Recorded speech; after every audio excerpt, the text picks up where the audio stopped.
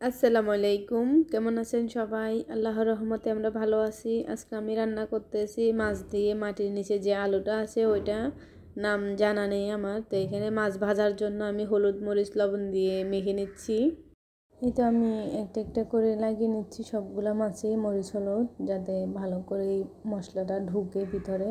তো লাগানো শেষ আমার।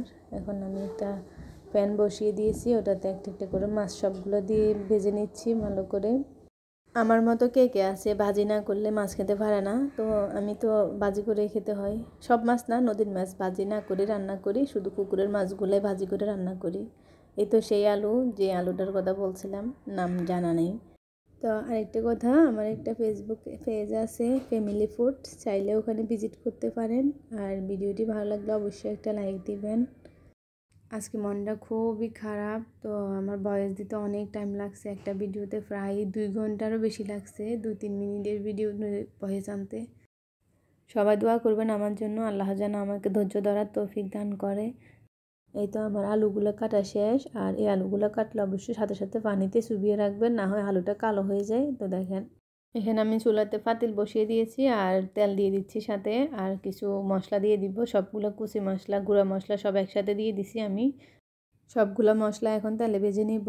তো বারে নাড়াচাড়া দিচ্ছি, যাতে গুঁড়া মশলা যেগুলো আছে শুকনো মশলা ওগুলো পুড়ে না যায়। তো আমি বারে নেড়ে চেড়ে দিচ্ছি। এই তো এখন আলুগুলো দিয়ে দিব। দেখেন, আমি পানিতে ভিজিয়ে রাখার কারণে আমার আলুগুলো কালো হয় নাই। তো এই আলুগুলো সাথে সাথে পানিতে ভিজিয়ে রাখতে হয়। এই তো এখন আলুটা নেড়ে চেড়ে নিচ্ছি, ভালো করে মিক্স করে নিচ্ছি সবগুলো মশলার সাথে। তো তারপরে আলু পানি দিব না, এখন আমি কিছুক্ষণ ঢেকে সিদ্ধ করব, তারপরে পানি দিব। তো এভাবে রান্না করলে খুবই মজা হয় খেতে। সাথে সাথে পানি দিয়ে দিলে ততটা মশলা ঢুকে না, ওই কারণে খেতেও তত মজা আসে না। তো দেখেন আমি কিভাবে করতেছি। আমি এখনও তেলের মধ্যে রান্না করতেছি, এখনও পানি দিই নেই, আপনারা দেখেই বুঝতে পারছেন। এই তো পানি দিয়ে দিব এখন। তো কিছুটা পরিমাণ পানি দিয়ে দিছি, আর একটু নেড়ে ছেড়ে ঢেকে রাখবো কিছুক্ষণ সিদ্ধ হওয়ার জন্য। ভালো করে সিদ্ধ হয়ে আসলে আমি মাছগুলো বসিয়ে দিব একটা একটা করে। এই তো একটা ঢাকনা দিয়ে ঢেকে দিচ্ছি, আর কিছু বলক আসার পরে আমি মাছগুলো দিয়ে দিচ্ছি সবগুলা।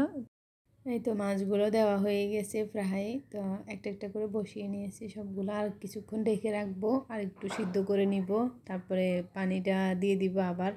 এই পানির উপরে আমি সিদ্ধ করে নিব। তো বেশিক্ষণ লাগবে না আর। এই তো আমার রান্নাটা শেষ প্রায়। তো আজকে এই পর্যন্ত। আল্লাহ হাফেজ, সবাই ভালো থাকবেন।